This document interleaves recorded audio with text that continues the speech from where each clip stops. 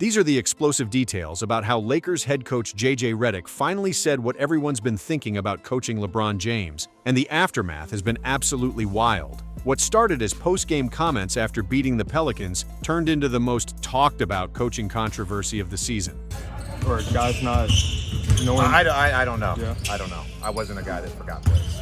Let me tell you exactly what went down and why this whole situation is way more complex than the headlines suggest. Because while everyone's screaming about Redick exposing LeBron, the real story is actually much more fascinating than that. On January 6th, after the Lakers beat New Orleans 111-103, JJ Redick dropped a bombshell that sent NBA Twitter into absolute chaos. When asked about coaching LeBron James, Redick said something that no Lakers coach has ever had the guts to say publicly. Sometimes he tells me to F off, and he's right. He tells me to F off, and he calls his own pitch, which is fine too. Now hold up. Before you start thinking this is some kind of locker room mutiny, Redick wasn't throwing LeBron under the bus. In fact, it was almost the opposite. To me, what he's doing at 41, what he did last year at 40, it's greatness. It's just every night he doesn't have his best stuff, but he has enough to win.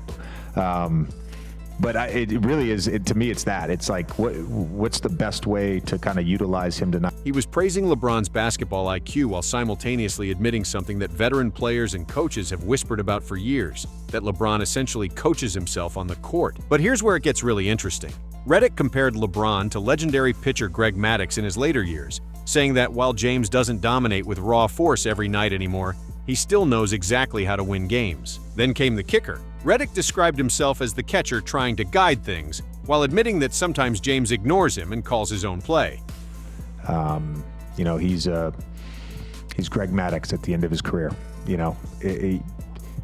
And you just got to, I'm his catcher. I've figured out, how to call the pitches. Think about that for a second. A rookie head coach just admitted on live television that his biggest superstar regularly overrides his play calls. And instead of being bitter about it, he's basically saying LeBron's usually right to do it. The internet absolutely exploded. YouTube channels started cranking out videos with titles like JJ Redick exposes LeBron's toxic behavior and Lakers coach destroys LeBron James. But here's the thing. If you actually listen to what Redick said, it wasn't an attack at all. It was acknowledgement of a unique dynamic that's probably been happening behind closed doors for years. But this whole situation becomes way more layered when you look at what was happening behind the scenes. See, this wasn't just some random post-game comment. The Lakers had been struggling with what Redick called offensive disorganization ever since LeBron returned from injury in mid-November. Just 10 days before these viral comments, after a brutal 124-111 loss to the Clippers on December 27th, Redick had already been brutally honest about the team's struggles. I don't know. I don't know what else to do. I do a lot of joysticking over there on the sideline consistently right now. I chalk it up to the holidays. Too much holiday food. He said they had been disorganized since getting LeBron back and took full responsibility as a coach, specifically mentioning problems with offensive clarity, defensive clarity, and role clarity. Now here's where the drama really picks up. Sources close to the team revealed that Redick and LeBron had some kind of confrontation in the locker room on Christmas Day after another loss. Nobody knows exactly what was said, but the timing suggests this wasn't just about basketball strategy anymore. Then came another revelation that completely changes how you look at this whole situation. LeBron himself disclosed that the Lakers coaching staff has been explicitly telling him to play off the ball this season.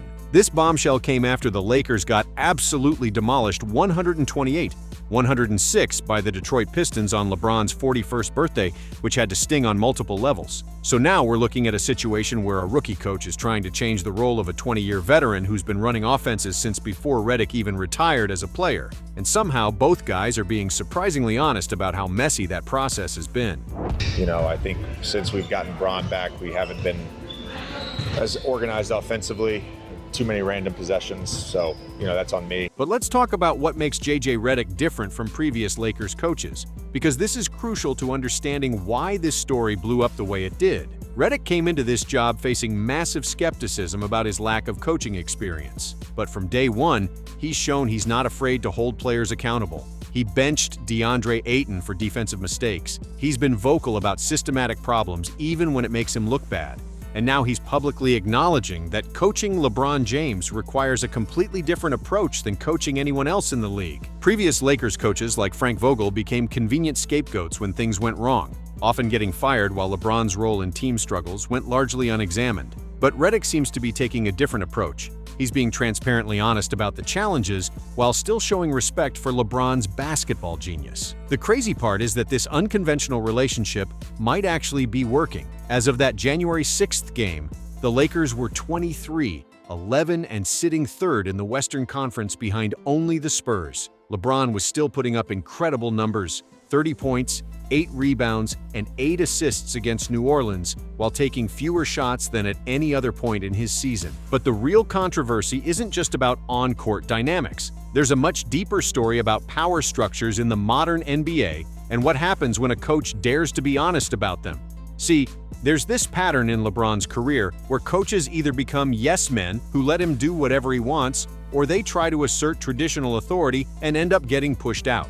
Redick seems to be attempting something totally different, acknowledging LeBron's autonomy while still maintaining his own coaching identity. When Redick says sometimes he tells me to F off, and he's right, he's basically admitting that traditional coach-player hierarchies don't apply when you're dealing with someone who's been reading defenses and calling plays since 2003. But he's also setting a precedent that other coaches probably wish they could follow. The media reaction has been absolutely wild because everyone wants this to be simple drama, but it's actually a fascinating case study in leadership dynamics. YouTube creators have been farming clicks with "Coach Destroys LeBron" thumbnails, but the real story is about two basketball minds trying to figure out how to coexist. And here's something most people missed. Redick and LeBron are essentially the same age and have very similar ways of reading the game. Redick had worked with LeBron on basketball analysis before taking this coaching job, so there was already an established respect there. What makes this even more complex is that LeBron is 41 years old and clearly in the twilight of his career, but he's still playing at an elite level. He's averaging incredible numbers while Luka Doncic is leading the league at 33.5 points per game, showing that LeBron is still elite even if he's not the absolute best player anymore. The timing of all this is fascinating too. We're now 2 weeks removed from Redick's viral comments, and the Lakers are still winning games. If this was actually some kind of toxic relationship breakdown, you'd expect to see it reflected in their record. But they're not imploding. They're actually performing pretty well. There's also this peripheral scandal involving former Lakers assistant Damon Jones, who was charged in a $200 million fraud scheme related to leaked information about LeBron's injury status. While LeBron and the Lakers cooperated with investigations and weren't directly involved, it adds another layer of complexity to the organizational dynamics. What's really happening here isn't a coach exposing a player or some kind of dramatic fallout. It's a rookie coach being refreshingly honest about the realities of managing a generational talent who happens to be old enough to be his peer. Redick's approach seems to be built on trust rather than strict control. Instead of pretending he has traditional authority over LeBron, he's acknowledging that their relationship requires mutual respect and occasional disagreement. When LeBron overrides a play call and it works, Redick admits he was wrong. When the team struggles with organization, Redick takes responsibility instead of blaming players. The fact that this honesty caused such a massive reaction says more about our expectations for coach-player relationships than it does about any actual controversy. We're so used to coaches either worshiping superstars or pretending they have complete control that Redick's transparent approach feels revolutionary. Looking at the bigger picture, this whole situation might actually represent the future of how elite players and coaches interact. As players become more educated about the game and have access to the same analytics and film study as coaches, the traditional authoritarian model becomes less relevant. What Redick is doing, acknowledging player expertise while maintaining his own voice, could become the new standard for coaching superstars. Instead of pretending LeBron doesn't have 2 decades of experience, he's finding ways to channel that knowledge productively. So while everyone's been freaking out about a coach supposedly exposing LeBron James, what actually happened is much more interesting. We got a rare glimpse into how modern basketball relationships actually function at the highest level, and it turns out they're way more complex and collaborative than anyone wants to admit. The Lakers are winning, LeBron is still playing at an elite level, and JJ Redick is proving that honesty might actually be the best policy when you're trying to coach a legend. Sometimes the most explosive revelations aren't about conflict. They're about how two smart people figure out how to work together, despite having completely different roles and backgrounds.